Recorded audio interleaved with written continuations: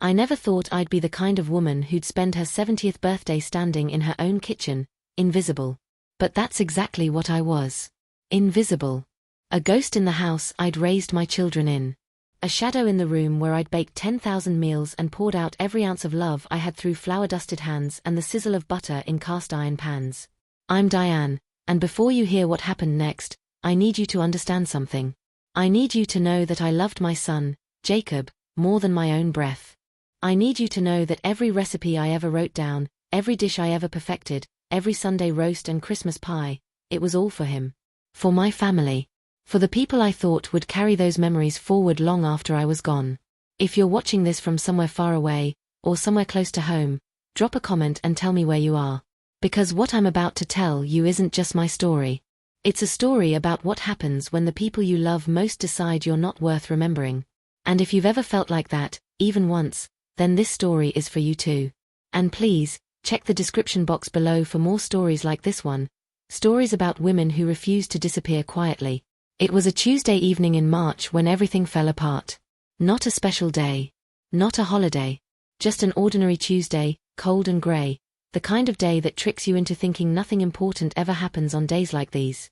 Jacob had called me 2 days earlier. Mom, Vanessa, and I are coming over Tuesday night. We need to talk to you about something. Vanessa. His wife. The woman who smiled at me during the wedding and then slowly, methodically, began to erase me from my son's life. But I didn't know that yet. Not fully. Not until that Tuesday. I spent the whole day cooking. I made Jacob's favorite, my braised short ribs with rosemary and red wine, the ones that fall apart when you touch them with a fork.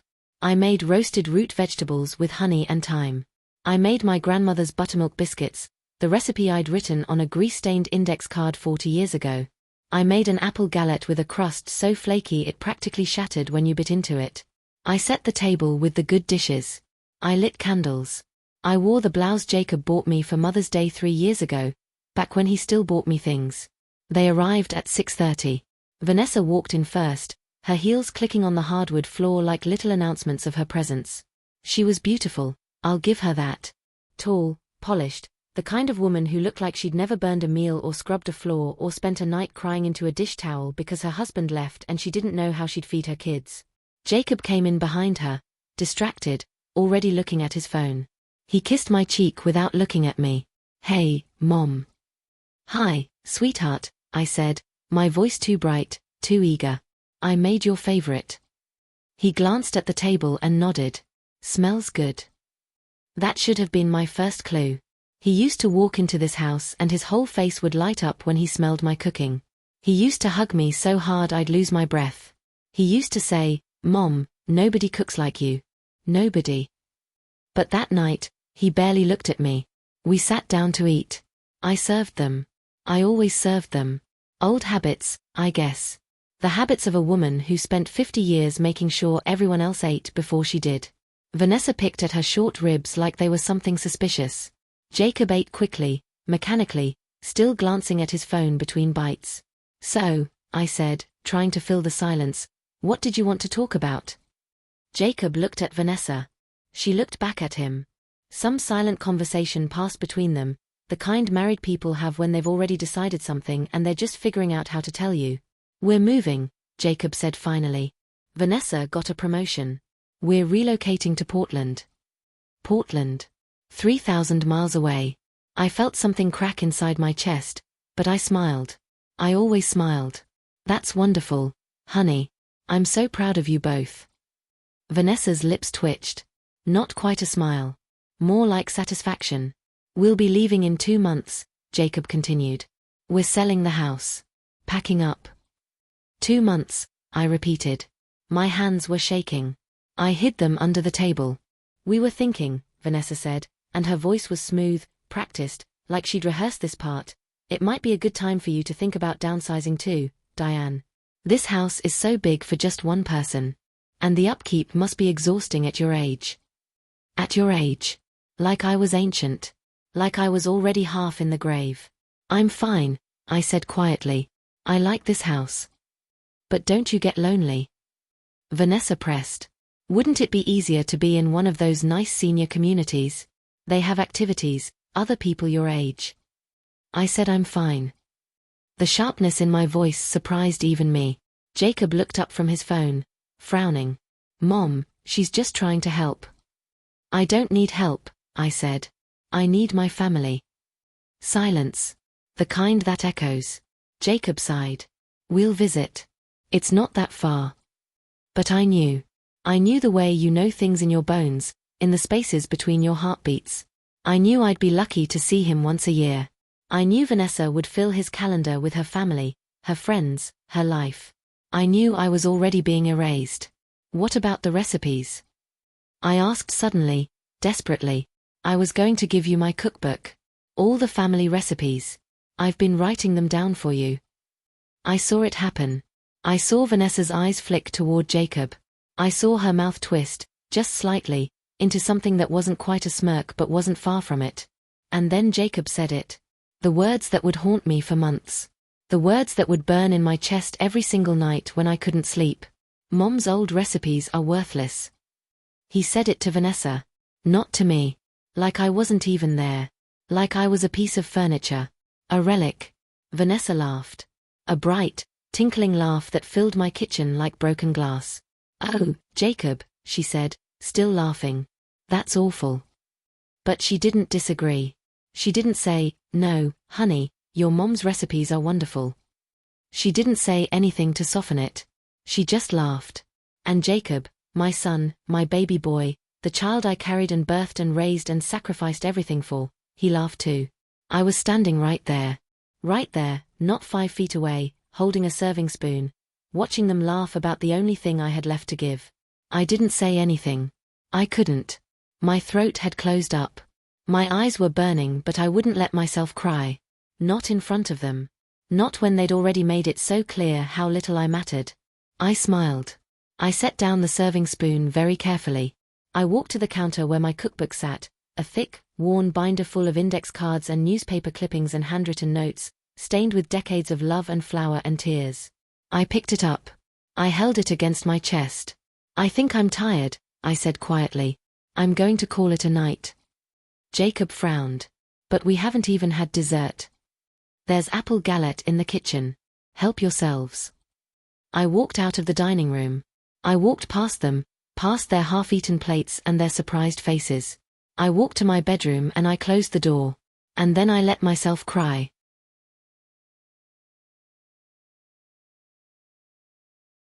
I cried for the boy who used to stand on a stool next to me, his little hands covered in dough, asking me to teach him how to make biscuits. I cried for the teenager who used to bring his friends over just so they could eat my cooking. I cried for the man who used to call me every Sunday, who used to say, "Love you, Mom," without me having to ask. I cried for the woman I used to be, the one who believed love was enough. I heard them leave 20 minutes later. The front door closed. No goodbye. No apology. Just the sound of their car starting, and then silence. I lay in my bed, holding my cookbook, staring at the ceiling. And somewhere in that darkness, something shifted inside me. Something cold and hard and absolutely certain. My recipes weren't worthless. And I was going to prove it. I didn't sleep that night. Not really. I lay there in the dark, listening to the house settle around me, every creak and groan a reminder that I was alone. That I'd always been alone, even when I thought I wasn't. When the sun finally came up, pale and watery through my bedroom curtains, I got out of bed and I did what I always did. I made coffee. I sat at my kitchen table. I opened my cookbook. But this time, I wasn't just reading recipes. I was reading a life. Every page was a memory. My grandmother's chicken and dumplings, the ones she made every Sunday after church. My mother's pecan pie, so sweet it made your teeth ache. The jambalaya I learned to make when I was 19, newly married, trying to impress my husband's family down in Louisiana. The pot roast I perfected during the lean years, when Jacob was little and money was tight and I had to make a 3-pound piece of meat feed us for a week. Each recipe had a story. Each one had a person attached to it, a moment in time, a piece of my heart folded into the instructions. And my son had called them worthless. I sat there for a long time, my coffee going cold, my hands trembling against the worn pages. I thought about calling him. I thought about texting him, asking him if he really meant it, giving him a chance to take it back. But I knew he wouldn't. Or worse, he'd apologize in that flat, obligatory way that meant he was only sorry I'd overheard him, not sorry for what he'd said. So I didn't call. Instead, I did something I hadn't done in 40 years. I opened my laptop, the one Jacob had bought me 3 Christmases ago, saying I needed to get with the times, and I started researching. How to start a restaurant. How to open a small business. How to turn recipes into a menu. I know what you're thinking. You're thinking I'm crazy. A 70-year-old woman with no business experience, no capital, no connections, thinking she can just open a restaurant because her feelings got hurt. And maybe you're right. Maybe I was crazy. But I'd spent 50 years cooking for other people and getting nothing in return but the satisfaction of seeing them fed. I'd spent 50 years making myself smaller, quieter, less important, so that everyone else could shine. And where had it gotten me? Alone in an empty house, with a son who thought my life's work was worthless. No. I wasn't crazy. I was done. I spent that entire day on the computer.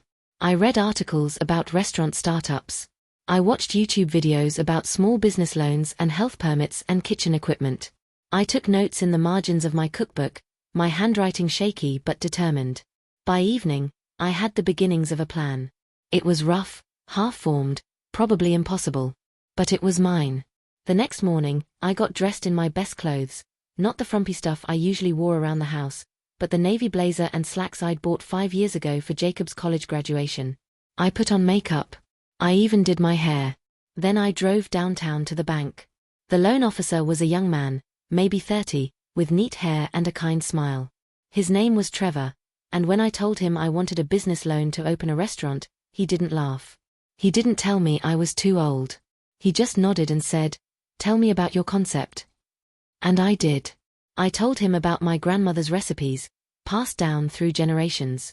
I told him about the kind of food that people don't make anymore because it takes time and patience and love. I told him about creating a place that felt like walking into someone's home, where the food tasted like memory and comfort and everything good you'd ever lost. I didn't tell him about Jacob.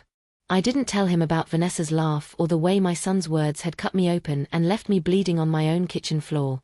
But maybe Trevor saw it anyway. Because when I finished talking, he leaned back in his chair and said, "My grandmother used to make this soup. I can't even remember what was in it, but I'd give anything to taste it again." He approved my loan on the spot. Well, not quite on the spot. There was paperwork. There were conditions. I had to put up my house as collateral. I had to provide a detailed business plan. I had to prove I could do this. But he believed in me. This stranger, this young man who didn't owe me anything, believed in me more than my own son ever had. I walked out of that bank with my head held high for the first time in months. Over the next few weeks, I worked like I'd never worked before. I found a location, a tiny storefront in the arts district downtown, empty for 2 years, just waiting for someone to breathe life back into it. I negotiated with the landlord, an older woman named Patty who reminded me of myself, tired, tough, fed up with people's nonsense. She gave me a good deal. Better than I deserved. When I asked her why, she said, "Because you remind me of me, 30 years ago. And nobody gave me a damn chance." I hired a contractor to renovate the space. I bought used equipment from a restaurant that was closing. I designed the menu myself, sitting at my kitchen table night after night, writing and rewriting until every dish felt perfect. I didn't tell Jacob any of this. He called twice during those weeks, perfunctory check-ins that lasted less than 5 minutes. Both times, he mentioned Portland, the new house they were buying, Vanessa's promotion. Both times, he didn't ask how I was doing. I didn't volunteer the information. Some part of me wanted him to know. Wanted to tell him, "Look what I'm doing. Look what your worthless mother is capable of. But a bigger part of me wanted him to find out another way. A part of me wanted him to realize what he'd lost only after it was too late to take it back. If you're still watching this, if you're still here with me, I want to say thank you. And I want to ask you to do something for me. Subscribe to this channel. Leave a comment telling me if you've ever been underestimated by the people who were supposed to love you most. Share this video with someone who needs to hear it. Check the description box for more stories like mine, stories about people who refused to stay broken. Because what happened next, what I built from nothing but spite and sorrow and a lifetime of recipes nobody wanted, it was something nobody saw coming. Least of all me. The restaurant took 4 months to build. 4 months of permits and inspections and sleepless nights. 4 months of doubt and terror and second-guessing every single decision. But when it was finished, when I stood in that little dining room with its warm lighting and mismatched vintage chairs and the open kitchen where customers could watch me cook, I cried. Not sad tears this time. Not the bitter, helpless tears I'd cried that night in my bedroom. These were different. These were the tears of someone who'd been told she was worthless and decided to prove them wrong. I named the restaurant Diane's Table. Simple. Honest. Mine. I opened on a Thursday in late August. I didn't advertise. I didn't have a grand opening event. I just unlocked the doors at 11 in the morning and waited to see if anyone would come. 3 people came that first day. 3 strangers who ordered my grandmother's chicken and dumplings, my buttermilk biscuits, my apple galette. And they came back the next day. And they brought friends. By the end of the first month, I had a wait list. By the end of the second month, a food blogger wrote about me. She called my food a revelation. She said eating at Diane's Table felt like coming home to a place you'd never been. By the 3rd month, I was breaking even. And by the 4th month, I was making a profit. I still didn't tell Jacob. He'd stopped calling by then. He'd moved to Portland. He'd sent me a single text message with his new address, no words, just the address, like I was supposed to file it away for future reference. I didn't respond. I was too busy running a restaurant. Too busy proving that an old woman's recipes weren't worthless after all. Too busy becoming someone new. Someone who didn't need her son's approval to know she mattered. You'd think success would feel triumphant. You'd think it would fill up all those empty spaces inside you, the ones carved out by years of being overlooked and undervalued. But here's what nobody tells you about revenge, about proving people wrong. It doesn't erase the hurt. It just gives you something else to think about while the hurt sits there, patient and waiting, like a dog that knows you'll eventually come back home. December came fast. The restaurant had been open for 4 months, and I was exhausted in a way I'd never been before. Good exhausted, if that makes sense. The kind that comes from building something real, something that matters. My hands were always covered in burns and cuts. My feet ached from standing for 12-hour shifts. I'd lost 15 pounds and my hair had gone completely white, no more of that half-grey nonsense I used to dye away. But I looked alive. For the first time in years, when I caught my reflection in the restaurant's windows at night, I saw someone looking back who recognized herself. The regulars had started to feel like family. There was Tom, a retired teacher who came in every Tuesday for my pot roast. There was Linda and her daughter Emma, who sat at table 6 every Friday night and always ordered the same thing, fried chicken and collard greens. There was a young couple, newly married, who said eating at my restaurant reminded them of their grandmother's kitchens, back when life was simpler. They didn't know my story. They didn't know I'd opened this place because my son had broken my heart. They just knew the food was good and the atmosphere was warm, and when they walked through that door, they felt like somebody cared about them. And I did care. That was the strange part. I'd started this restaurant out of spite, out of a need to prove something. But somewhere along the way, it had become about more than that. It had become about these people, these strangers who trusted me to feed them, who came back week after week because what I made mattered to them. That's when I realized, I'd built something bigger than revenge. I'd built a home. Not for Jacob, he'd made it clear he didn't want one. But for all these other people who needed a place to belong. One night in mid-December, I was closing up when my phone rang. I almost didn't answer. It was late, past 10, and I was dead on my feet. But I glanced at the screen and saw Jacob's name, and my heart did that stupid thing where it leaped up into my throat, hopeful and pathetic, like a dog that gets kicked and still comes running when you call. I answered. Mom. His voice sounded strange. Tight. Stressed. Hi, sweetheart, I said, trying to keep my voice steady. Trying not to sound too eager, too desperate for this crumb of attention. I need to talk to you about something. There was noise in the background. Vanessa's voice, high and sharp, saying something I couldn't make out. Jacob's voice, muffled, responding to her. Then he was back. Sorry. Things are complicated right now. What's going on? I asked. Despite everything, despite the months of silence and the cruel words and the way he'd abandoned me, I still cared. Still wanted to help. Old habits. They die hard. It's nothing, he said quickly. Do you have some money you could lend me? Just for a few months. We had some unexpected expenses and... How much? I interrupted. Maybe 5,000? I know it's a lot, but... I don't have it, I said. Silence. Then, what do you mean you don't have it? You own your house outright. You could. I mortgaged the house, I said calmly. I used the money to start a business. More silence. Longer this time. You, what? I opened a restaurant. I could hear him breathing. Could picture his face, that expression he got when something didn't fit into his understanding of how the world worked. You opened a restaurant, he repeated slowly. You're 70 years old. I'm aware. Mom, that's insane. Do you have any idea how many restaurants fail in the first year? Do you have any idea what you've done? Something cold settled into my chest. Something that felt like clarity. Yes, I said. I know exactly what I've done.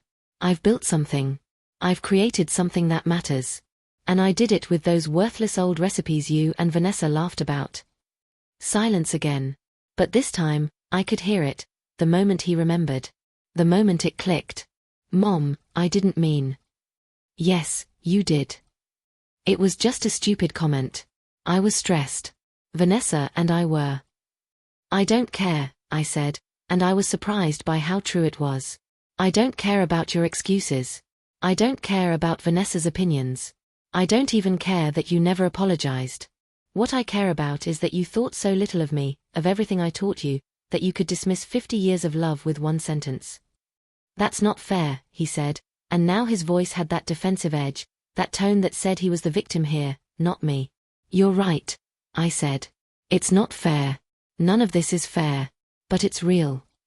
I hung up before he could respond. My hands were shaking. My whole body was shaking.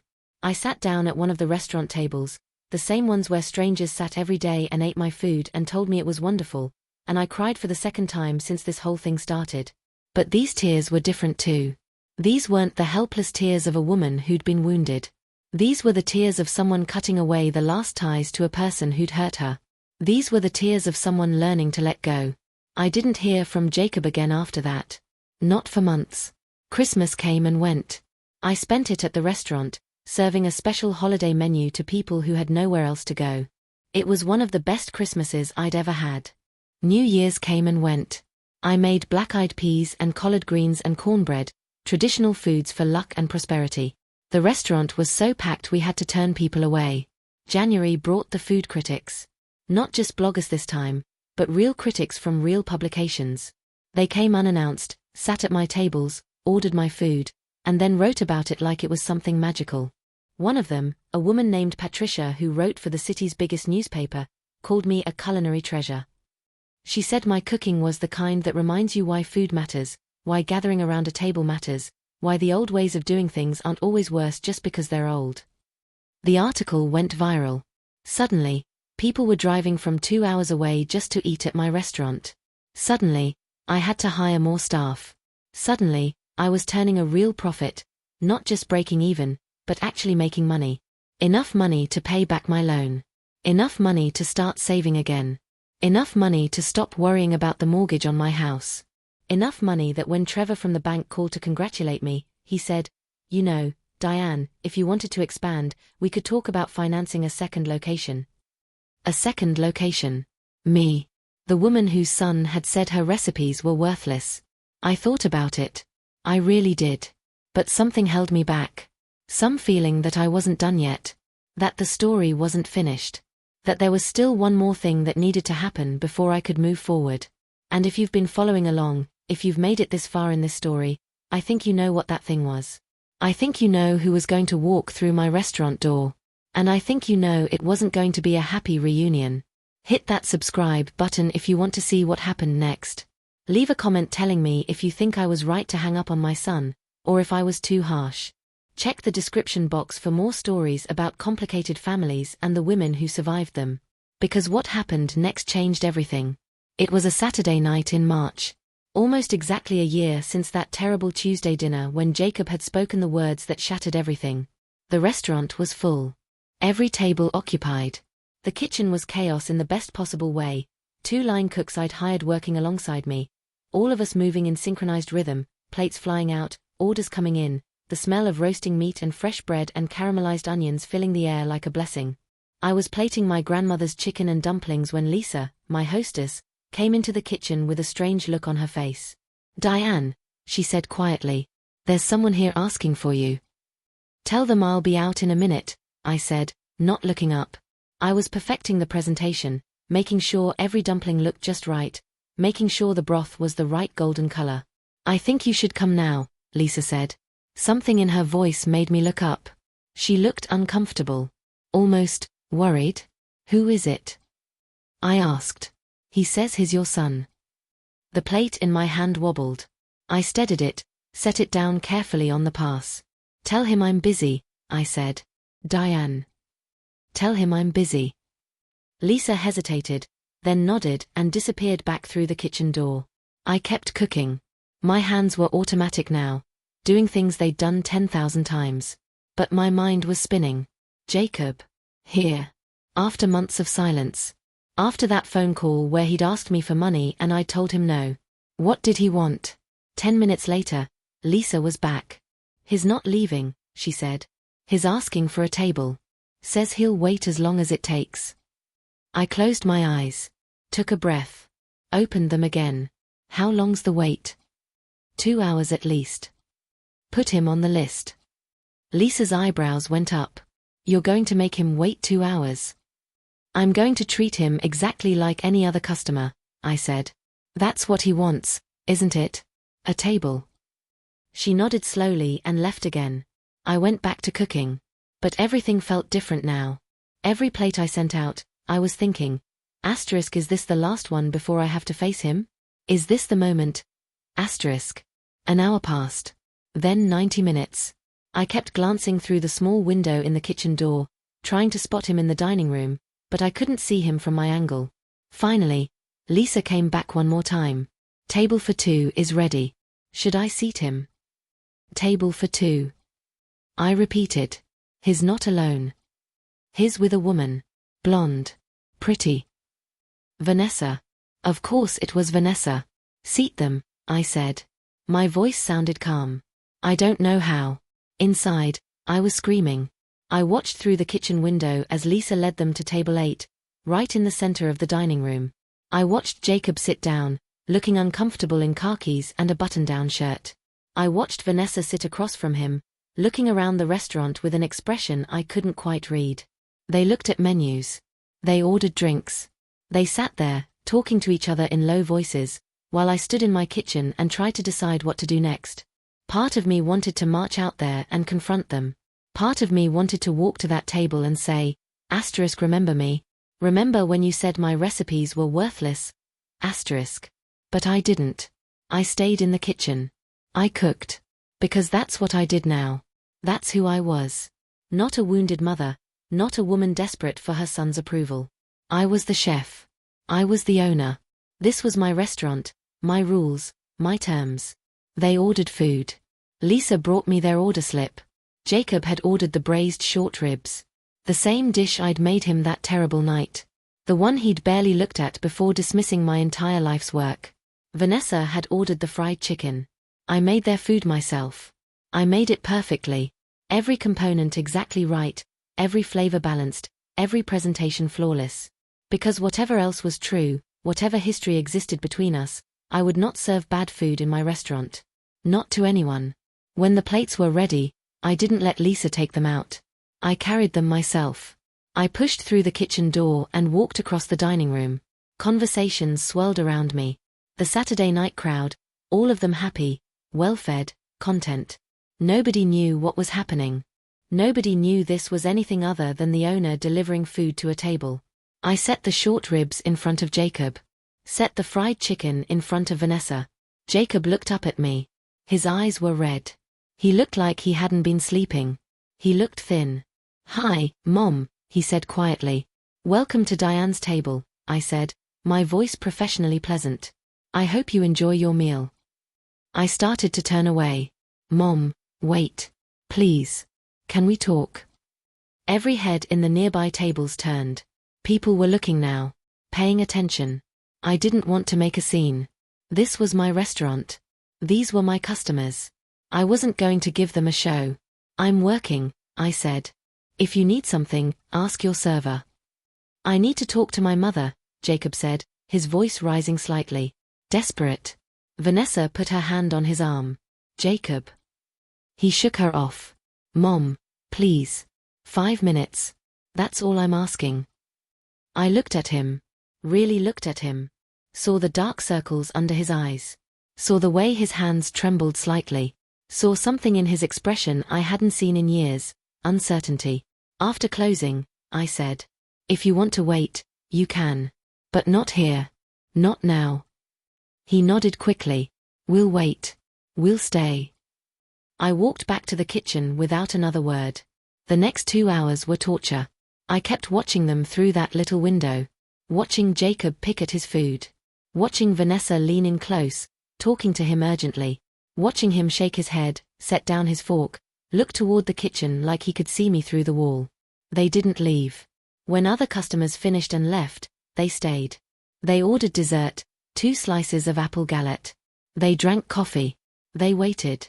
At 11 o'clock, I closed the restaurant. The last customers filtered out, thanking me, telling me the food was wonderful. My staff cleaned up, cashed out, left one by one. Jacob and Vanessa sat at table 8, waiting. Finally, when everyone else was gone, when it was just the 3 of us in the empty restaurant, I walked over to their table and sat down. Talk, I said. Jacob stared at his hands for a long moment. Vanessa sat beside him, rigid and silent, her perfect posture betraying nothing. Finally, he looked up at me. I'm sorry, he said. 2 words. That's what he opened with. 2 words that were supposed to erase everything. I didn't respond. I just waited. I've been thinking about that night, he continued. The night at your house. What I said. He stopped, swallowed hard. You're right. It was cruel. It was dismissive. And I didn't even realize how much I'd hurt you until. Until when? I asked. Until I couldn't pay rent, he said quietly. Vanessa stiffened beside him. I saw her jaw tighten. Vanessa's promotion fell through, Jacob said. 3 weeks after we moved. They eliminated her position. Budget cuts. And the new house, we'd already put money down, signed the mortgage. We were stuck. I said nothing. Just sat there, hands folded on the table, watching my son unravel. I've been working 2 jobs, he continued. Driving for a ride-share service at night. And it's still not enough. We're 2 months behind on the mortgage. We might lose the house. I've been thinking about you a lot. About that cookbook. About all those meals you made. And I realized. He stopped. His voice cracked. I realized I didn't even know how to cook. Vanessa doesn't cook. We've been eating takeout and frozen dinners and I kept thinking about your pot roast, your biscuits, all those things I took for granted. All those things He couldn't finish. He put his head in his hands. Vanessa reached over and squeezed his shoulder. When she spoke, her voice was clipped, controlled. We know you're doing well, she said, looking at me directly. We read the article in the paper. Patricia's review. We saw the pictures. This place is beautiful. Diane. You've built something really impressive. There was something in her tone. Something that wasn't quite admiration. It was closer to assessment. Like she was calculating something. We were hoping, she continued, that maybe you could help Jacob. Just temporarily. Until we get back on our feet. Help him how? I asked, even though I already knew. A job, Jacob said, lifting his head. Maybe I could work here. In the kitchen. You could teach me. Like you always wanted to. Like I always wanted to. Those words hit me harder than I expected. Because he was right. I had wanted that. For years, I dreamed of teaching my son to cook, of passing down everything I knew, of seeing him carry on the traditions I'd spent a lifetime preserving. But that was before. Before he'd made it clear those traditions meant nothing to him. You want to work here, I said slowly.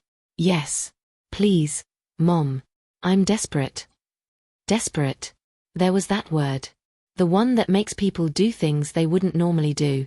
The one that makes people reach out to the mothers they'd dismissed, the family they'd abandoned, the recipes they'd called worthless. I looked at my son. Really looked at him. He'd lost weight. His face was drawn, older than it should have been. He looked like a man who'd been broken by the world and didn't know how to put himself back together. And I felt nothing. No satisfaction. No vindication. No joy at seeing him brought low. Just a kind of sad emptiness where my love for him used to live. No, I said. Jacob's head snapped up. What? No, I repeated. I'm not going to give you a job. Vanessa's eyes widened. Diane, he's your son. I'm aware, I said, not looking at her. Keeping my eyes on Jacob. He's my son. The son who moved 3,000 miles away without a second thought. The son who stopped calling. The son who laughed at the only thing I had to offer him. I said I was sorry, Jacob said, his voice rising. What more do you want from me? Nothing, I said. That's the point. I don't want anything from you anymore. Silence fell over the table. Heavy. Suffocating. I spent 50 years wanting things from you, I continued, my voice quiet but steady. I wanted you to appreciate me, to see me, to value what I gave you. And you didn't. You couldn't. Maybe that's my fault. Maybe I gave you so much you thought it would always be there, that you never had to say thank you or show up or care. That's not fair, Jacob said. I do care. I always cared. You have a funny way of showing it. Vanessa stood up abruptly. Come on, Jacob. This is pointless. She's clearly enjoying this. Sit down, I said sharply. She froze. Something in my voice, some authority I'd never had before, made her sink back into her chair. You think I'm enjoying this? I asked her. You think I wanted my son to come crawling back to me because he ran out of options? You think I built this restaurant so I could lord it over him when he failed? Didn't you? Vanessa shot back. And there it was. The real question. The one I'd been asking myself for months. Did I build Diane's table for revenge? Or did I build it for myself? At first, maybe, I admitted. At first, I wanted to prove you both wrong. I wanted Jacob to see what he'd thrown away. I wanted him to regret every word he'd said. I paused. Looked around at my restaurant.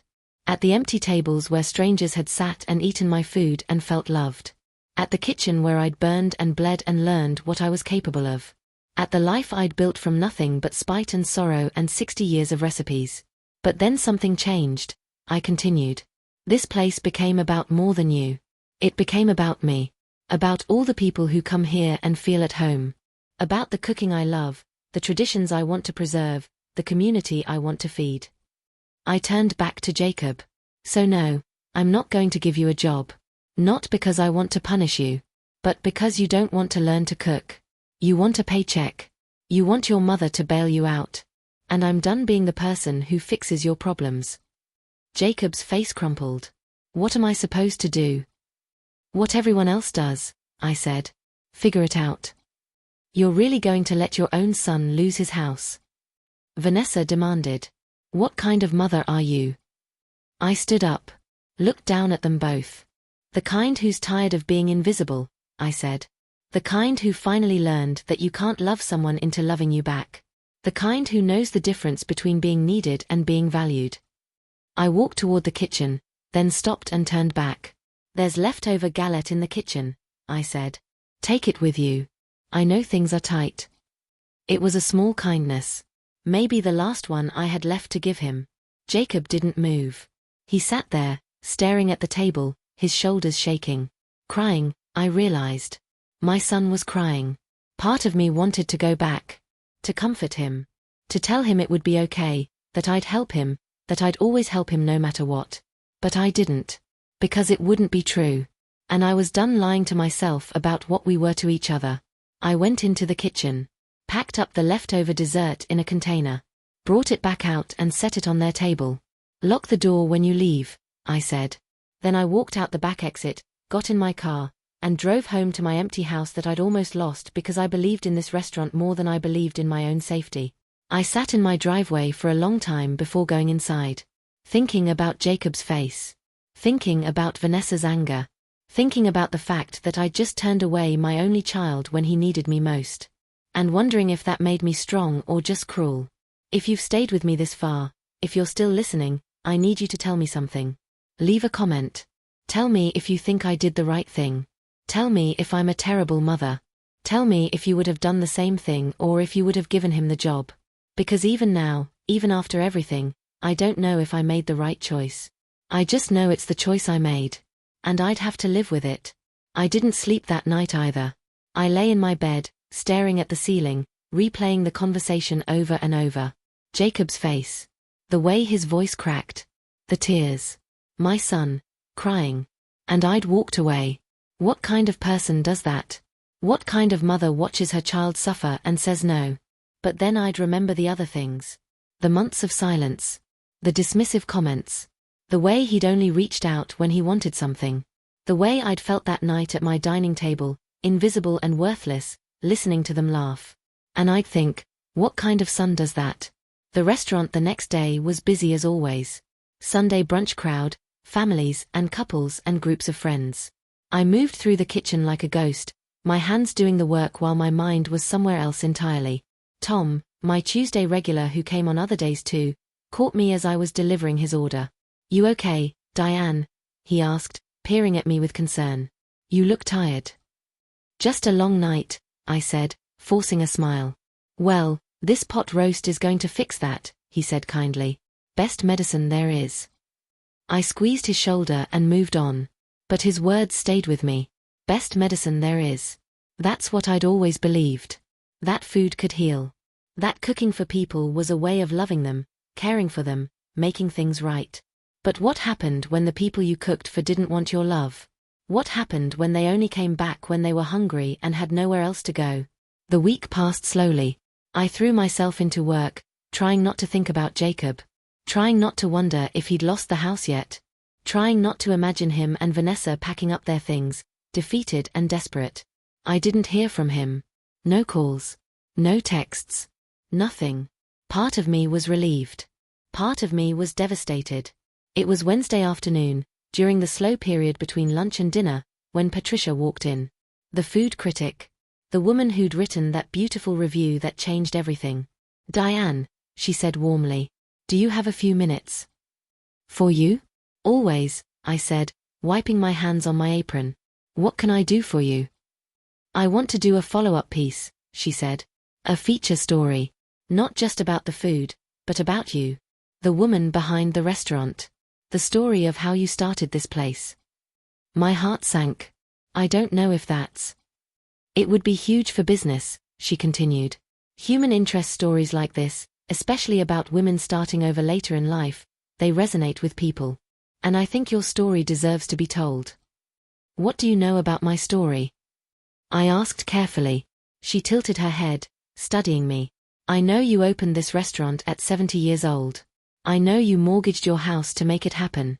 I know you're serving recipes that have been in your family for generations. And I know," she paused, "I know there's something more. Something you're not saying. I can see it in the food. There's emotion in every dish. Pain, maybe. Or loss. But also hope." I sat down heavily in the chair across from her. "If I tell you," I said slowly, "if I tell you the real story, you have to promise me something." "What's that?" "You don't mention my son by name. You don't put him in the article. This isn't about him. It's about me." Patricia nodded. "Deal." So I told her. Not everything. But enough. I told her about the cookbook. About the comment that broke my heart. About deciding I was worth more than being dismissed. About building this restaurant from nothing but stubbornness and 60 years of knowing how to make food that mattered. I didn't tell her about Saturday night. About Jacob showing up. About turning him away. That part felt too raw, too uncertain. That part one wasn't ready to share. Patricia listened, taking notes, asking questions. When I finished, she sat back and smiled. "That's a hell of a story, Diane." "It's just my life," I said. "No," she said. "It's more than that. It's a story about what happens when you refuse to disappear. When you refuse to believe the people who tell you you're past your prime, that you don't matter anymore. It's a story every woman over 50 needs to hear." The article came out 2 weeks later. Front page of the lifestyle section. There was a photo of me in my kitchen, holding my grandmother's cast iron skillet, smiling at the camera like I knew a secret the world was just discovering. The headline read, "Diane's Table: How One Woman Turned Heartbreak into the City's Hottest Restaurant." Patricia had kept her promise. She told my story without mentioning Jacob by name. She focused on me, on my journey, my recipes, my refusal to accept that being old meant being invisible. The article went viral. Not just locally this time. Nationally.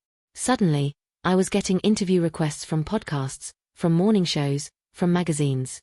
Suddenly, people were calling the restaurant weeks in advance trying to get reservations. Suddenly, I had to hire more staff just to keep up with the demand. Trevor from the bank called again. "Diane, I'm looking at your accounts. You know what you could do with this kind of momentum? You could franchise. You could write a cookbook. You could turn this into an empire." An empire. At 70 years old. It was absurd. It was impossible. It was happening. But through all of it, through every interview and every new customer and every moment of success, there was a hollowness in my chest.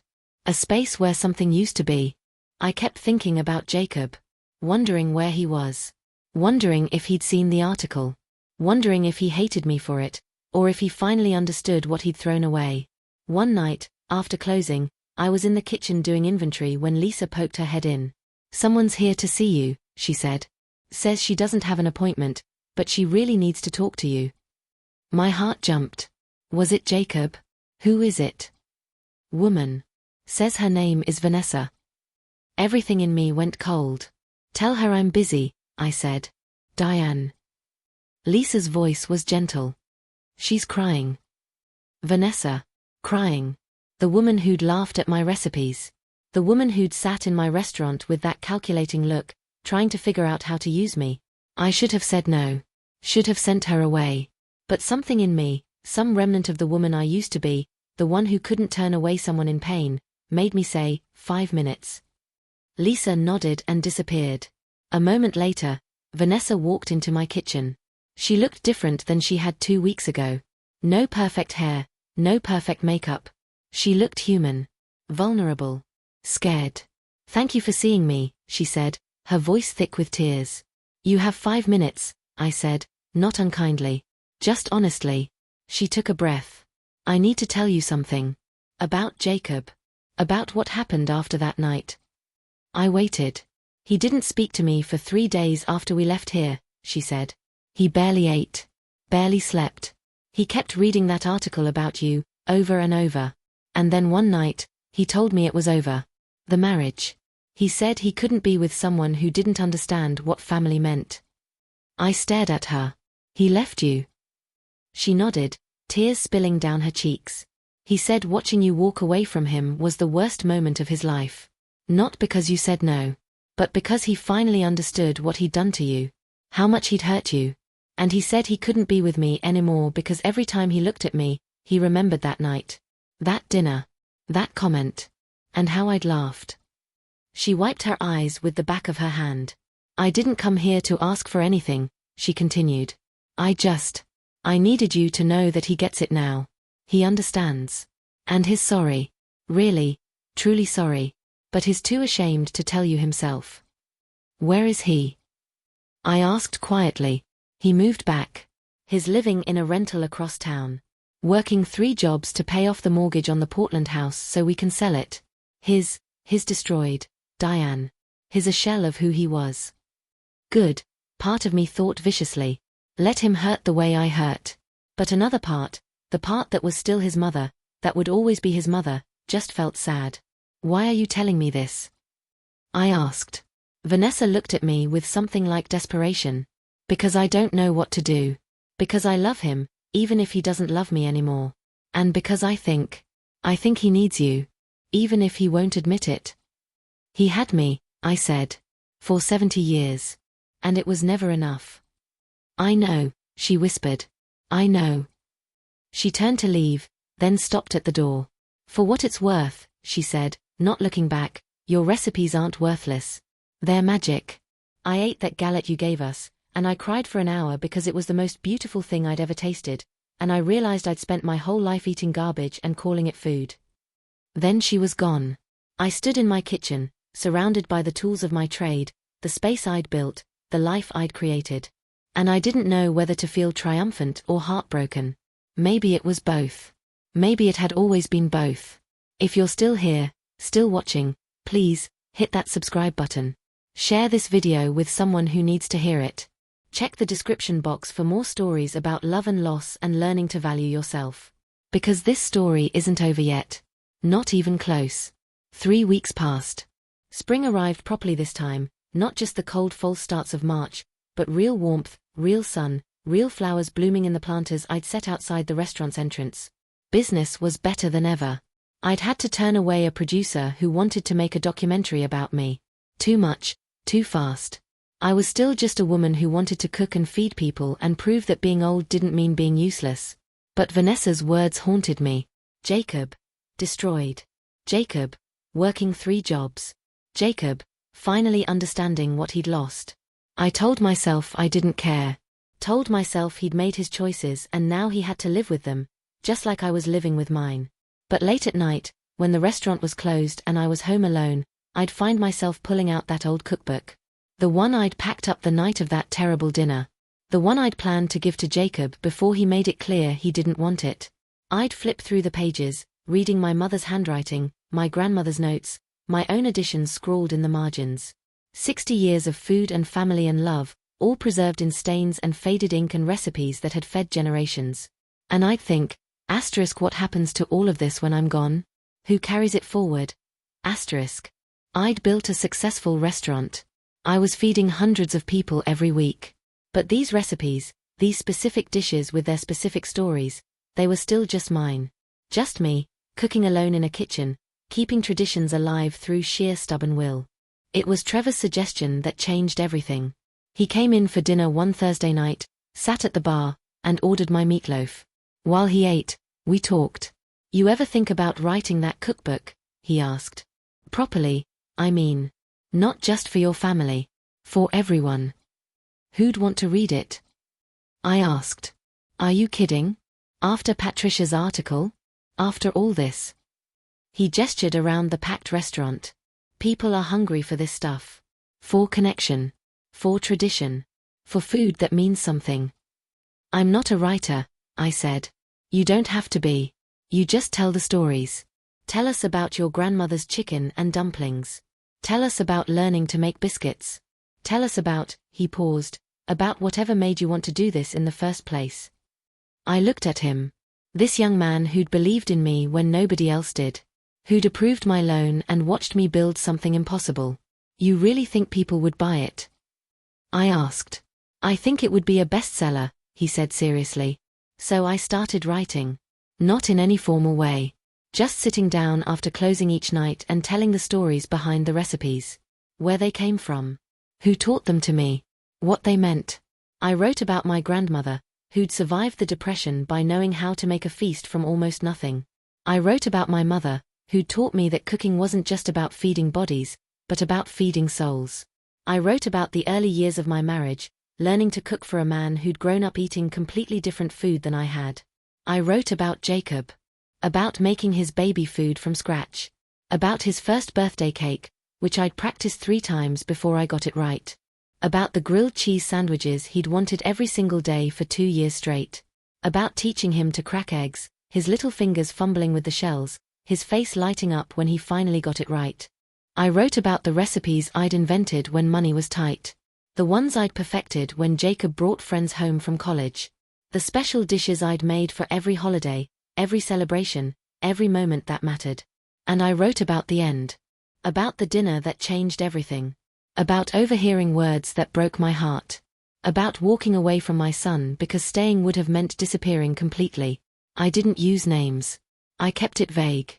But anyone who read it would understand. This was a book about love and loss and the recipes that survived both. It took me 4 months to finish. 4 months of writing late into the night, my hands cramping, my eyes burning, my heart breaking all over again with every memory I put on the page. When it was done, I didn't know what to do with it. I wasn't connected to publishers. I didn't know how any of that worked. But Patricia did. I showed her the manuscript one afternoon, terrified she'd tell me it was garbage. Instead, she read the first chapter right there at the bar, tears streaming down her face. "Diane," she said when she finished, "this is devastating. And beautiful. And real in a way that most cookbooks never are." "You think someone would publish it?" I asked. "I think I know someone who'd kill for this book." She made some calls. Within a week, I had 3 publishers interested. Within 2 weeks, I had an offer.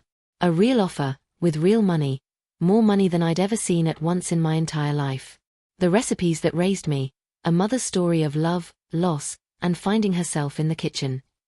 That was the title the publisher suggested. I almost said no. It felt too raw. Too exposed. But then I thought about all the women out there who felt invisible. Who'd poured their lives into their families and gotten nothing back but silence. Who were told they were too old, too outdated, too worthless to matter. If my story could reach them, could help them, could make them feel less alone, then maybe it was worth the exposure. I signed the contract in June. The book would be published in October, just in time for the holiday cooking season. I still hadn't heard from Jacob. 6 months since he'd sat in my restaurant, begging for a job. 6 months since I'd walked away. Part of me hoped he'd see the book announcement. Hoped he'd understand what it meant. Hoped he'd know that even after everything, I was still preserving our family's history, still keeping those traditions alive. But I didn't reach out to tell him. That bridge had been burned. Maybe it could be rebuilt someday, but not yet. Not now. Not until he understood that loving someone didn't mean sacrificing yourself on the altar of their indifference. Summer was brutal. The restaurant's AC couldn't keep up with the heat. I spent every day sweating over stoves, my face red, my clothes soaked through. But we stayed packed. People waited outside in the heat just to get a table. One evening in late August, a woman came in alone. She was probably in her 60s, well-dressed, carrying a worn cookbook that looked suspiciously like mine. She asked to speak to me. When I came out, she opened the cookbook, a photocopy, I realized, of my original, and pointed to a recipe. "My mother made this," she said, her voice shaking. "Exactly this. The same ingredients, the same method. She died 5 years ago and I've been trying to recreate it ever since, but I could never get it right. I saw your recipe in a preview of your cookbook online, and I knew this was it." She looked up at me with tears in her eyes. "Can you teach me?" she asked. "Please? I'll pay anything. I just want to taste my mother's cooking one more time." I taught her. Spent 2 hours after closing showing her every step, every trick, every little detail that made the dish work.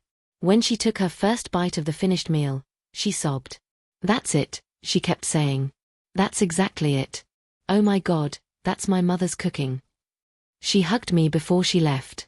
Held on tight, like I was something precious. "Thank you," she whispered.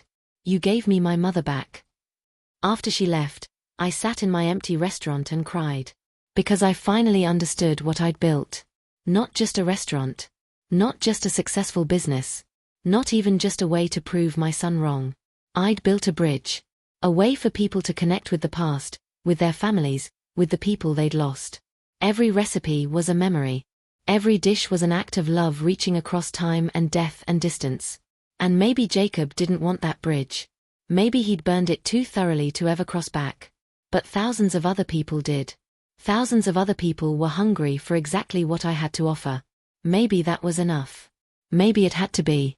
The book launched on October 15th. The publisher had modest expectations, maybe 5,000 copies sold in the first month, mostly to local customers who knew the restaurant. We sold 50,000 copies in the first week. The book hit the New York Times bestseller list at number 3. My face was suddenly on morning shows, in magazines, on podcasts. Everyone wanted to talk to the 70-year-old woman who'd turned heartbreak into a best-selling cookbook. And through it all, through every interview and every appearance, people asked the same question. "Does your son know about this?" And I always answered the same way. "I don't know. And honestly, I'm not sure it matters anymore." But it was a lie. Of course it mattered. It mattered so much I could barely breathe sometimes. The letter arrived on a Tuesday in November. Not in the mail, left at the restaurant's front door sometime during the night, tucked into the mail slot, my name written on the envelope in handwriting I'd recognize anywhere. Lisa found it when she opened up at 10. She brought it to me in the kitchen, where I was prepping for lunch service. "This was at the door," she said, handing it to me carefully, like it might explode. I stared at my name written in Jacob's handwriting. That same slightly crooked J, the way he'd always formed his letters since he was 7 years old and learning cursive. I set it on the counter. Kept prepping. Aren't you going to open it? Lisa asked. Later, I said. I didn't open it during lunch service. Didn't open it during the afternoon lull. Didn't open it during dinner service. The envelope sat on the counter in my office, where I'd moved it so I wouldn't have to see it every time I turned around. At midnight, when everyone had gone home and I was alone in the restaurant, I finally picked it up. My hands were shaking. I hated that they were shaking. Hated that after everything, he could still do this to me. I opened the envelope.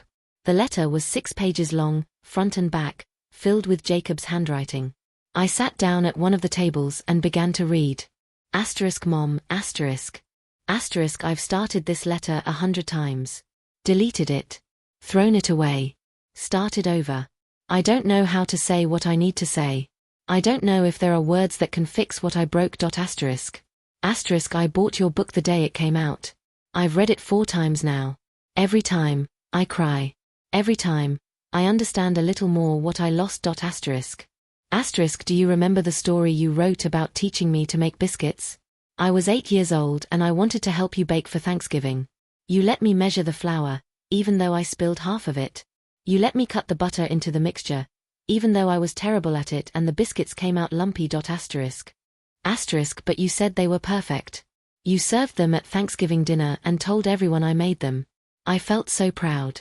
I felt like I'd done something that mattered. Asterisk. Asterisk I didn't remember that story until I read it in your book. I'd forgotten. Not just the details, but the whole thing. I'd forgotten the feeling of standing next to you in that kitchen, learning something precious, being trusted with something important. Asterisk. Asterisk I forgot so much, Mom. I forgot every meal you ever made. Every holiday where you cooked for days. Every time you showed up for me with nothing but food and love and endless patience. Asterisk. Asterisk and then I threw it all away with one stupid comment. Asterisk. Asterisk I know you probably don't believe me. Why would you? But I need you to know, I didn't mean it. I was showing off for Vanessa. I was trying to be funny, trying to be sophisticated, trying to be the kind of man who didn't care about old-fashioned things like family recipes. Asterisk. Asterisk I was trying to be someone I'm not. Someone better than I actually am. And in doing that, I destroyed the one relationship that actually made me a good person. Asterisk. Asterisk Vanessa left me. I don't know if you know that. She went back to her family in Connecticut. We're getting divorced. She says I've become obsessed with you, with the restaurant, with the book. She says I'm living in the past. Asterisk. Asterisk maybe I am. But the past is the only place where I'm not a complete failure. Asterisk. Asterisk I lost the house in Portland. Lost the career I thought I was building. Lost my marriage. Lost everything I thought defined success. Asterisk. Asterisk but none of that hurts like losing you. Asterisk. Asterisk I've driven past your restaurant 17 times in the last 2 months. Every time, I tell myself I'm going to go in. Going to ask to talk to you. Going to apologize the way I should have apologized months ago. Asterisk. Asterisk but I can't. I see you through the window, working in that kitchen, smiling at customers, being the person you always should have been. And I know I don't deserve to be part of that. I know I gave up the right to be your son when I made it clear you weren't worth remembering. Asterisk. Asterisk I don't know what I'm asking for. I don't even know if I'm asking for anything. Maybe I just needed you to know that I understand now. I understand what you gave me. What you tried to teach me. What I was too stupid and selfish to see. Asterisk. Asterisk there's a recipe in your book. The one for your grandmother's soup. The one she made when you were sick. You wrote about how it was made with love, not just ingredients. How the act of cooking it was an act of caring. Asterisk. Asterisk I tried to make it last week. I bought all the ingredients. Followed your instructions exactly. It came out terrible. Inedible. I threw the whole pot away and sat on my kitchen floor and cried because I couldn't even do this one thing right. Asterisk. Asterisk I can't cook, Mom. You tried to teach me and I never paid attention. I can't cook and I can't fix what I broke and I can't be the son you deserved. Asterisk. Asterisk but I can say I'm sorry. Asterisk. Asterisk I'm sorry for laughing. Asterisk. Asterisk I'm sorry for dismissing you. Asterisk. Asterisk I'm sorry for every Sunday I didn't call. Asterisk. Asterisk I'm sorry for moving across the country without asking how you'd feel about it. Asterisk. Asterisk I'm sorry for only coming back when I needed something. Asterisk. Asterisk I'm sorry for not seeing you. For not valuing you. For not understanding that you were the best thing in my life until I'd already destroyed it. Asterisk. Asterisk I don't expect forgiveness. I don't expect anything. I just needed you to know. Asterisk. Asterisk I'm proud of you. I'm so incredibly proud of you. You built something amazing. You're touching thousands of lives. You're doing exactly what you always should have been doing. Asterisk. Asterisk and I'm sorry it took losing you for me to see it. Asterisk. Asterisk I love you, Mom. Asterisk. Asterisk I've always loved you. Asterisk. Asterisk I'm just sorry I never showed it. Asterisk. Asterisk Jacob. Asterisk. I sat there for a long time after I finished reading. The letter trembling in my hands. Tears dripping onto the pages, smearing the ink. He was sorry. My son was sorry. And I didn't know what to do with that. Part of me wanted to call him immediately. Wanted to tell him to come to the restaurant right now, that we'd figure this out together, that I forgave him. But another part, the part that had been wounded so deeply I'd almost bled out, wasn't ready. Couldn't be ready. Not yet. Because here's what nobody tells you about apologies: they don't erase the hurt. They don't rewind time. They don't make you forget what it felt like to be invisible, worthless, dismissed by the person you loved most in the world. Apologies are just words. And I'd spent too many years believing words mattered more than actions. I folded the letter carefully, put it back in the envelope, took it home with me that night and put it in a drawer in my bedroom. And then I went back to work. Because work was what I knew. Work was what I could control. Work was the thing that had saved me when everything else fell apart. But the letter haunted me. Every day, I'd think about it. Wonder if I should respond. Wonder what I'd say if I did. The holidays came. Thanksgiving was insane at the restaurant. We served 200 people, a special menu, everything made from scratch. I worked for 20 hours straight and loved every exhausting minute of it. I spent Thanksgiving night alone in my house, eating leftovers from the restaurant. It should have felt lonely, should have felt sad. But it didn't. It felt peaceful. Christmas was the same. Packed restaurant, special menu, endless work. Then home alone, content in my exhaustion. I didn't hear from Jacob again. No more letters. No calls. No attempts to reach out. Maybe he'd finally accepted it was over. Maybe he'd moved on. Maybe I should too. But I couldn't stop thinking about that soup. The one he tried to make and failed. The one my grandmother had made for me when I was sick, when I was scared, when I needed to know someone cared. And one night in January, on a whim, I made a double batch. Packaged half of it in a container. Wrote Jacob's address on a piece of paper. The one Vanessa had mentioned, the rental across town. I drove there after closing. It was past midnight. The building was dark except for one unit on the second floor. I left the soup on his doorstep. No note. No explanation. Just soup. Just an act of caring, wrapped in Tupperware and left in the cold. Then I drove home and told myself it didn't mean anything. It was just soup. Just food. Just the thing I'd always done, feeding people because I didn't know how else to show I cared. But when I woke up the next morning, there was a text message on my phone. Asterisk thank you. Asterisk. 2 words. That's all it said.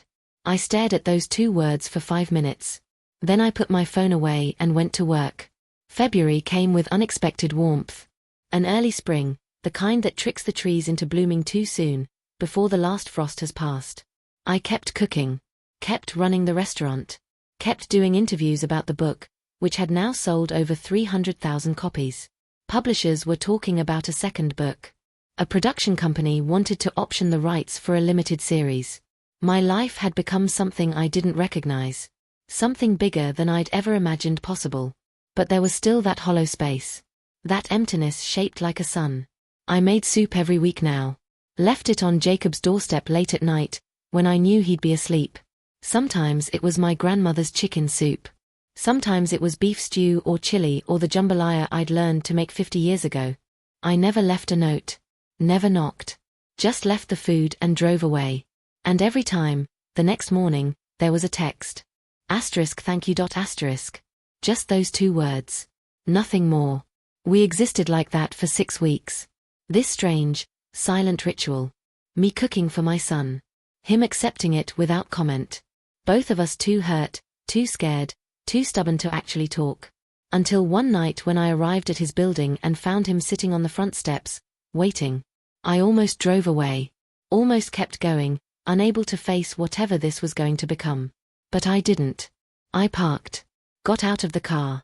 Walked toward him with a container of soup in my hands. Jacob stood up as I approached. He looked terrible. Thinner than before, his clothes hanging off him. Dark circles under his eyes. Hair that needed cutting. He looked like a man who'd been slowly breaking apart and didn't know how to put himself back together. "Hi, Mom," he said quietly. "Hi, sweetheart," I said, and my voice cracked on the last word. We stood there for a moment, 5 feet apart, the container of soup between us like an offering. Like a peace treaty. Like the only language we had left. "You've been leaving food," he said. Not a question. Just an observation. "Yes." "Why?" "Because you're my son," I said simply. "And you're hungry. And I know how to cook." His face crumpled. "I don't deserve." "No," I interrupted. "You don't. But that's not how this works. Love doesn't wait for people to deserve it. It just is. Even when it hurts. Even when you wish it wasn't." Jacob sat back down on the steps. After a moment, I sat beside him. Not close. But close enough. "I read your letter," I said. "I know." "How do you know?" "Because you started leaving soup." He smiled slightly. Sadly. "That's your love language, isn't it? Food. You don't know how to say the words, so you cook instead." He was right. I'd spent 70 years cooking my love into meals, believing that food could say what my mouth couldn't. Believing that if I fed people well enough, loved them thoroughly enough through recipes and care and endless patience, they'd understand what I meant. But sometimes people needed the words too. "I love you," I said. "I'm furious with you. I'm hurt in ways I don't know how to heal from. But I still love you. And I don't know what to do with that." Jacob nodded. Wiped his eyes. "I got a job. A real one. Not great pay, but it's stable. I'm working in a commercial kitchen. Prep cook. Lowest position. But I'm learning." "You're cooking?" I said, surprised. "I'm trying. I'm terrible at it. But I'm trying." He looked at me. "There's this chef. Guy named Marcus." I flinched slightly at the name, remembering my instructions about names, but Jacob didn't notice. "Sorry, Miguel.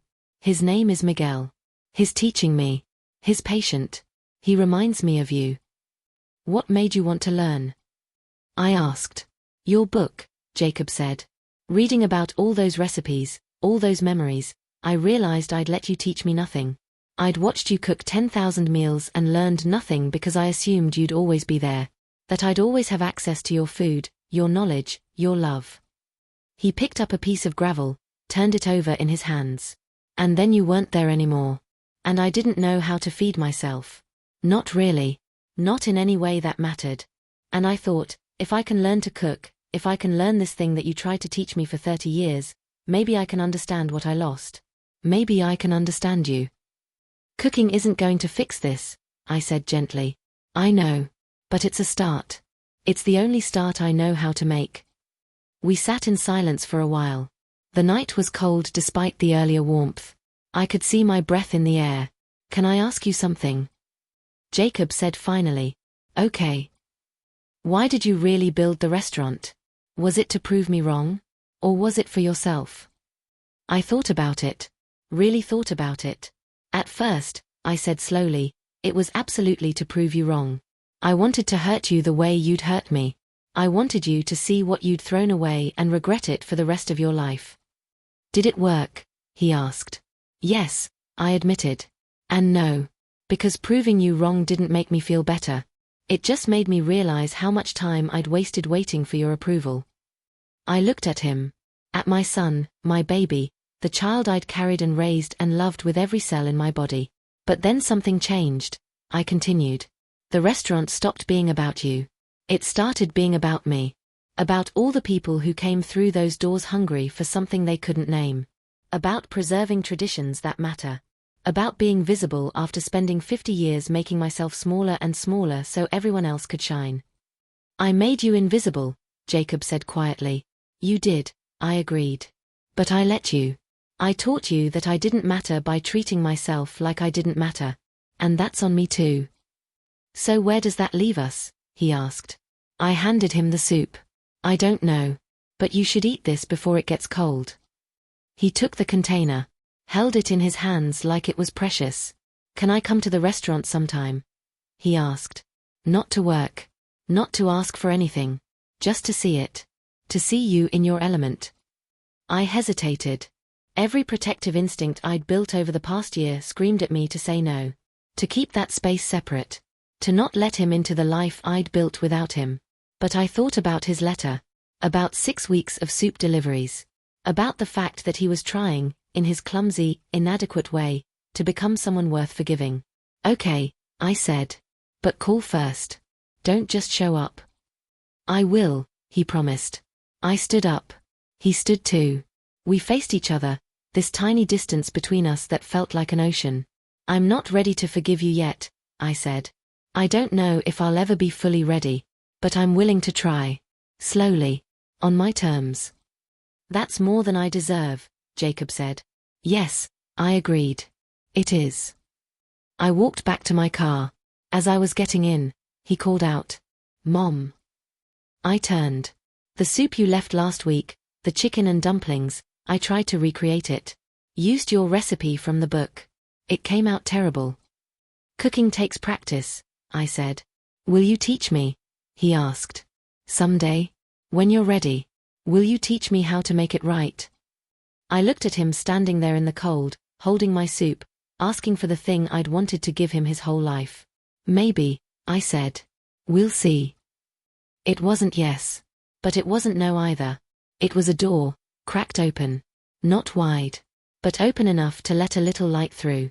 I drove home thinking about forgiveness. About whether it was something you decided to do or something that happened slowly, without you noticing, like snow melting in early spring. I thought about the woman I used to be, the one who would have forgiven Jacob immediately, who would have taken him back into my life without conditions, without boundaries, without protecting myself. And I thought about the woman I'd become. The one who knew her own worth. The one who'd built something real and lasting. The one who understood that loving someone didn't mean accepting mistreatment. I didn't know which woman I wanted to be. Maybe I was somewhere in between. Maybe that was okay. When I got home, I pulled out Jacob's letter again. Read it one more time. Then I took out a piece of paper and wrote back. Not much. Just a few lines. Asterisk Jacob, asterisk. Asterisk I got your letter. I'm not ready to say everything's okay, because it's not. But I'm not ready to say it never will be either. Asterisk. Asterisk if you really want to learn to cook, come to the restaurant next Sunday at 9 a.m. Before we open. Bring an apron. Bring patience. And bring the humility to be terrible at something while you learn to be good at it. Asterisk. Asterisk that's what cooking is. That's what life is. Asterisk. Asterisk we'll start with biscuits. The recipe you forgot. Asterisk. Asterisk mom asterisk. I mailed it the next morning. If you're still with me, still listening to this story, thank you. Thank you for caring about an old woman's heartbreak and healing. Thank you for understanding that some stories don't have neat endings, that some wounds take time to heal, that forgiveness is complicated and messy and real. Please, subscribe if you haven't already. Share this with someone who needs to hear it. Check the description for more stories about families and food and finding yourself when everything falls apart. Because the truth is, I still don't know how this story ends. I just know I'm finally okay with that. Sunday morning came cold and bright. I arrived at the restaurant at 8:30, giving myself time to set up before Jacob arrived. If he arrived. Part of me thought he wouldn't show. That the reality of actually doing the work, of actually humbling himself to learn from the mother he'd dismissed, would be too much. That he'd find an excuse, send a text, disappear back into silence. But at 8:55, there was a knock on the door. I opened it. Jacob stood there in jeans and a t-shirt, holding an apron I recognized, the one I'd given him 10 years ago for Christmas, still in its original packaging. I never used it, he said, seeing me notice. Kept meaning to. Never did. Well, I said, stepping aside. Today's the day. He came in, looked around at the restaurant with fresh eyes, ran his hand along the counter, studied the photos on the walls, pictures of my grandmother, my mother, old family gatherings where food was the center of everything.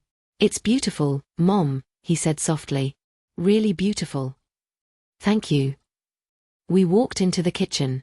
I'd already laid out everything we'd need: flour, butter, buttermilk, baking powder, salt. The same ingredients my grandmother had used, my mother had used, I'd used for 50 years. The same ingredients Jacob had failed with that day he tried to make biscuits alone. "First rule," I said, washing my hands. "Cooking is about respect. Respect for the ingredients. Respect for the process. Respect for the people you're feeding. You rush it, you ruin it." Jacob nodded, washing his own hands. He was nervous. I could see it in the way he moved, uncertain and careful, like he was afraid of breaking something. "Second rule," I continued. "You're going to mess up. Everyone does. The difference between a good cook and a bad cook isn't whether they make mistakes. It's whether they learn from them." I handed him a measuring cup. 2 cups of flour. "But here's the secret. You don't just dump it in. You spoon it into the cup, then level it off. See?" I showed him. He watched intently, like I was teaching him something profound instead of just measuring flour. "Your turn," I said. He measured carefully, got it right on the first try. We worked through the recipe together. I showed him how to cut butter into flour, how to know when the mixture was the right consistency, how to handle the dough gently so the biscuits would be tender instead of tough. He was terrible at it. His biscuits were lumpy and misshapen. But he was trying. Really trying. "They're awful," he said, looking at the tray of disasters we'd created. "They're fine," I said. "They're learning biscuits. Wait till you taste them." We put them in the oven. While they baked, we cleaned up together. Worked in the same space, moving around each other with a familiarity that was both comforting and strange. "Mom," Jacob said as he was washing a bowl. "Can I ask you something?" "Okay." "Do you think—" He stopped. Started again. "Do you think there's a point where you've hurt someone so badly that you can't come back from it? That no amount of apologizing or changing or trying makes a difference?" I thought about it. About the months of silence. About that terrible night when he'd called my life's work worthless. About every wound that had been inflicted and every scar that remained. "I think," I said slowly, "that some relationships can't be saved. That sometimes the damage is too deep, too fundamental. That sometimes the kindest thing you can do is let go." Jacob's face fell. "But," I continued, "I also think that people are capable of change. Real change. Not just apologizing or feeling bad, but actually becoming different people.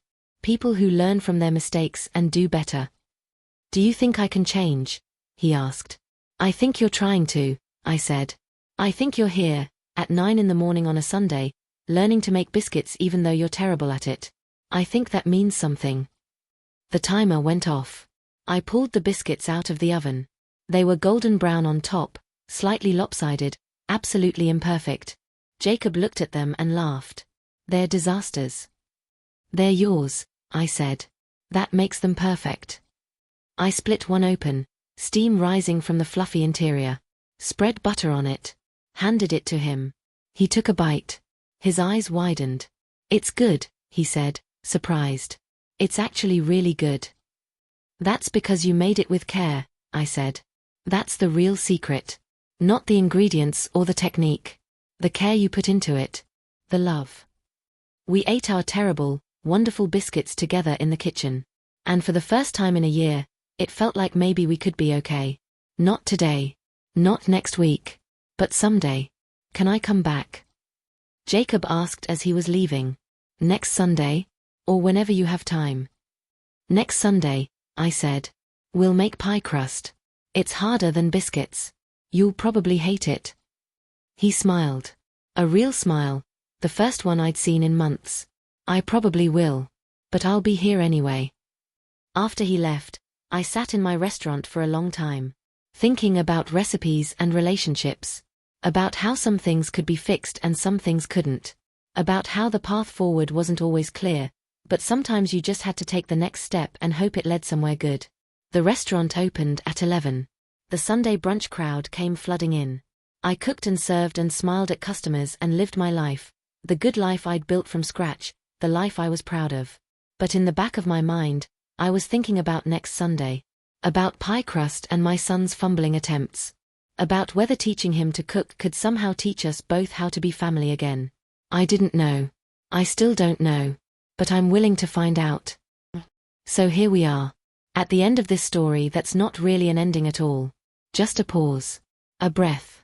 A moment of uncertain hope. My son mocked my worthless recipes. He laughed at the only thing I had to offer. He made me feel invisible and small and utterly dismissed.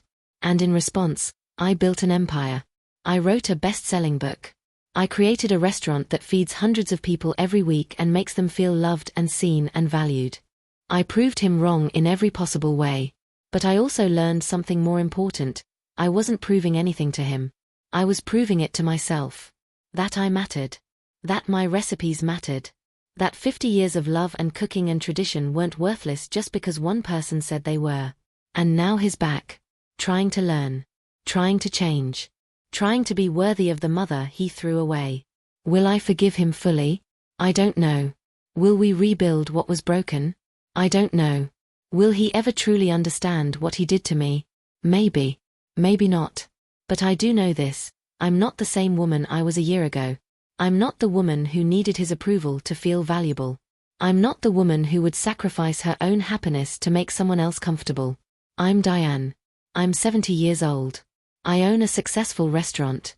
I wrote a best-selling cookbook. I employ 15 people.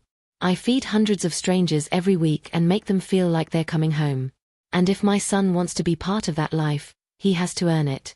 One terrible biscuit at a time. That's my story. That's what happened when someone I loved told me I was worthless and I decided to prove them wrong, not for revenge, but for myself. If you've stayed with me through all of this, through 15,000 words of heartbreak and healing, thank you. Truly. Your time matters. Your attention matters. Please, check the description box for more stories like this. Stories about women who refused to disappear. Stories about second chances and second acts and the complicated, messy reality of families who hurt each other and sometimes find their way back. Subscribe if this story meant something to you. Comment and tell me where you're watching from, and tell me if you've ever had to choose between loving someone and loving yourself. Share this with someone who needs to know that being dismissed doesn't mean you're worthless, it just means someone else couldn't see your value. And if you're out there right now feeling invisible, feeling like your contributions don't matter, feeling like the people you love have forgotten you, remember this: you are not worthless. Your work is not worthless. Your love is not worthless. Sometimes you just have to stop waiting for other people to see it and start seeing it yourself. That's the recipe that saved my life. And maybe it can save yours too.